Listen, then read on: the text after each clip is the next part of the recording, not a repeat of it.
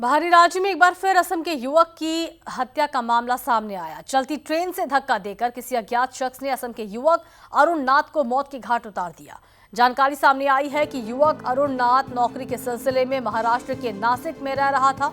अरुण नाथ बजाली के गेरुआपारा स्थित अपने ससुराल जा रहा था, लेकिन इटारसी जंक्शन के पास उसका शव बरामद किया गया। तो एक बार फिर असम के युवक की बाहरी राज्य में हत्या का मामला सामने आया है। चलती ट्रेन से धक्का देकर किसी अज्ञात शख्स ने असम के युवक अरुण नाथ को मौत के घाट उतार दिया। जानकारी सामने आई है कि युवक अरुण नाथ नौकरी के सिलसिले में महाराष्ट्र के नासिक में रह रहा था। अरुण नाथ बजाली के गेरुआपारा स्थित अपने ससुराल जा रहा था, लेकिन इटारसी जंक्शन के पास उसका शव बरामद किया गया। तो मैंने घरत आহি আছিল হাজবেণ্ডে কালি ট্ৰেইনত উঠিছিল 11টা বজাত মোৰ লগত কথা পাতি আছে ঠিকে আছে সি একদম ফুৰ্তিত আহি আছে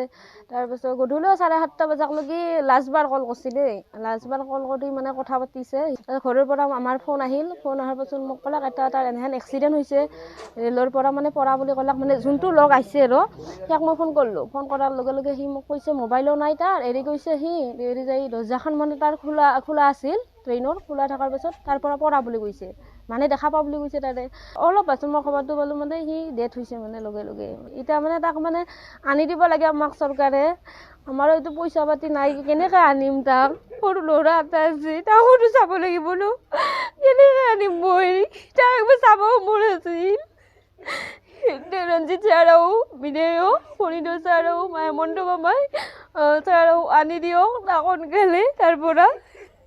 রোগী আছে বাবাকে আইব মানে মল পিছনে উঠছে বাবা ইটে আইব বলি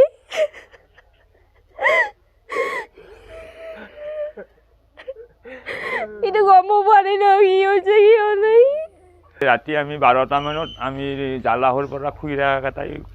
মোৰ ছোৱালীৰ খুৰীয়াকে ফোন মাছে যে অৰুণৰ এক্সিডেণ্ট হৈছে